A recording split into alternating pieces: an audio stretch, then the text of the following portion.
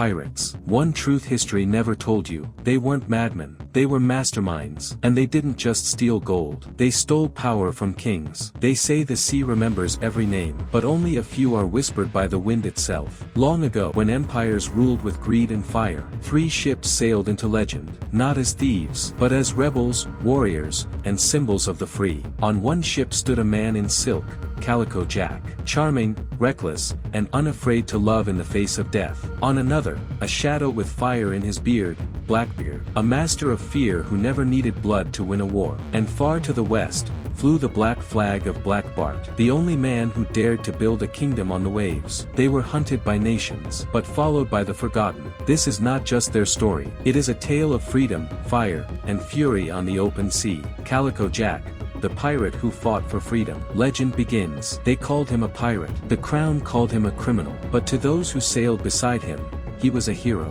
A man who chose freedom over fear, silk over steel, love over law. This is the story of John Rackham, Calico Jack, the rebel of the Caribbean who dared to dream of a world without kings, chains, or silence. 1. A man of the sea. The Caribbean, early 1700s. John Rackham stood barefoot on the creaking deck of a schooner, his calico coat billowing in the salty wind. He wasn't born into wealth or power, he was born into a world ruled by empires, where gold decided who lived and who died. He had tasted that world, and he had spit it out. Sailing under Captain Charles Vane, John learned the pirate trade, swift raids, the smell of gunpowder, and the thrill of the chase. But he also saw cruelty. Vane's way was fear and blood. Jack wanted something different. A ship where men weren't whipped into loyalty but followed their captain because they believed in him. So when Vane fled from battle like a coward, Jack made a choice. He took the ship, the crew, and his destiny. 2. The black flag of freedom. They called it mutiny. Jack called it liberty. Under his command,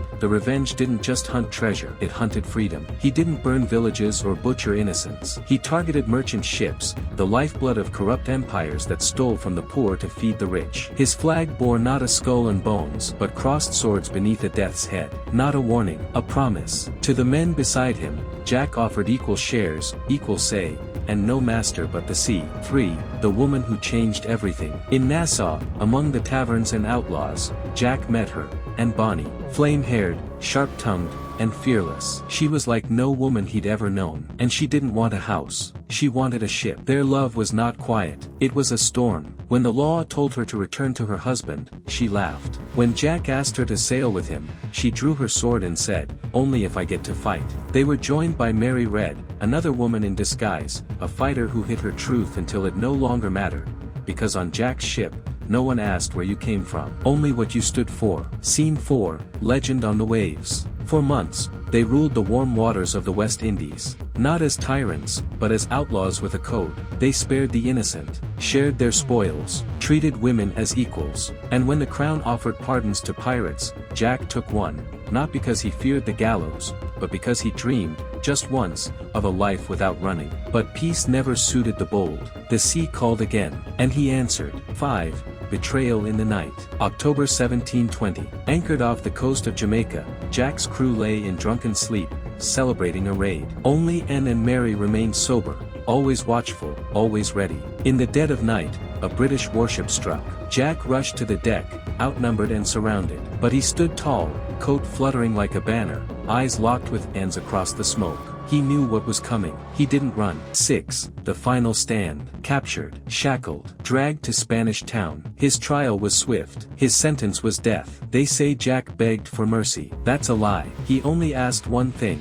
that and be spared. That she live, even if he didn't. On the morning of November 18, 1720, they took him to the gallows. As the rope tightened around his neck, he turned to the crowd. And he smiled, because even as they tried to kill him, they couldn't touch the legend he had become. And Bonnie disappeared from history. Some say she escaped. Others say she lived in hiding, raising Jack's child. Mary Red died in prison, defiant till the end. And Jack, his body was hung in a cage, rusting under sun and rain. A warning, they said. But over time, the warning became a monument. The pirate they tried to shame, became a symbol, not of crime, but of resistance, of living free, no matter the cost. Outro, the man, the myth, the hero. Calico Jack was no saint, but he was never just a pirate. He was a leader, a lover, and a rebel who dreamed of an equal world on the waves. He challenged kings. He loved fiercely. He faced death with open eyes, and for that, he became immortal.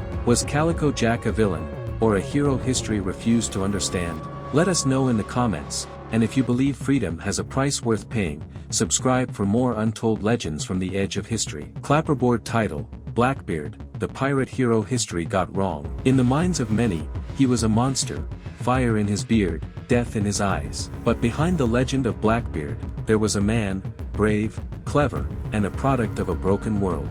This is the true story of Edward Teach, the pirate the world called Blackbeard. A man history painted as a villain, but who may have been the hero of the seas. Edward Teach was born in England, likely around 1680. Like many young men of his time, he grew up in a nation constantly at war. Britain fought France, Spain, and anyone who challenged its naval supremacy. Edward joined the Royal Navy during the War of the Spanish Succession. He served with discipline, learning navigation, naval tactics, and battle strategy. But when the war ended in 1713, thousands of sailors were dumped onto the streets, jobless, hungry, and forgotten by the very governments they served. Edward, like many others, turned to privateering, and eventually, piracy. But he wasn't driven by greed or cruelty. He was driven by survival and a desire for freedom. He didn't rob the poor. He didn't attack helpless villages. He targeted merchant ships that were part of the corrupt system that bled the colonies dry. And he did it with style. He became known as Blackbeard, not for cruelty, but for presence. He tied slow-burning fuses under his hat during battle, making him look like a demon rising from the sea. But it was all theater. You see, Blackbeard rarely killed. He preferred intimidation over violence. When his ship approached, most captains surrendered without a single shot. To Blackbeard, bloodshed was bad business. In 1717, he captured a large French slave ship and renamed it Queen Anne's Revenge. With 40 cannons and 300 men, it became one of the most feared ships on the seas. He ran his crew with fairness. He gave everyone an equal share, regardless of background or race. Former slaves, sailors, and outcasts found brotherhood and purpose under his flag. To many, Blackbeard wasn't a pirate. He was a liberator. In 1718, he did the unthinkable. He blockaded the port of Charleston, South Carolina. But what did he demand? Gold? Weapons? No. He wanted medicine for his sick crew. And he got it, without harming a single civilian. This wasn't a madman. This was a man with honor in a world ruled by corruption. But the empire wouldn't tolerate freedom on the high seas. Governor Alexander Spotswood of Virginia saw Blackbeard as a threat to order.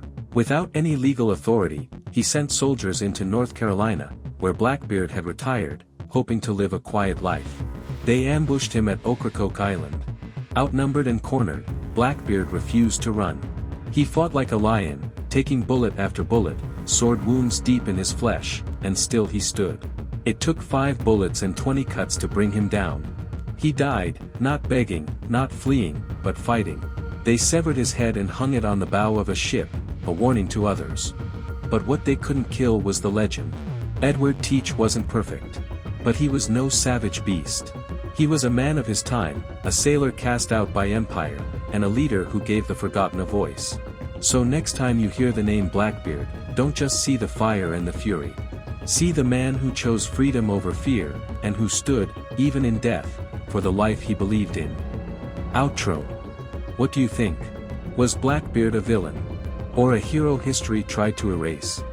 Let us know in the comments, and tell us which pirate you want us to cover next. Title: Black Bart, the pirate who fought for freedom. They called him the Great Pirate Roberts, a name whispered in fear by kings and merchants, and remembered in secret as a hero by those who longed to be free. He wasn't just a pirate. He was a rebel, a commander, and a legend. This is the untold story of Bartholomew Roberts, the pirate who challenged empires, and almost won. Born John Roberts in Wales, 1682, he lived the early years of his life like many sailors, poor, overlooked, and bound to the will of wealthy merchants. He was clever, brave, and well-educated, but in the eyes of the elite, he was just another hand on the ropes. That changed in 1719, when fate gave him a choice: obey, or take the sea for himself.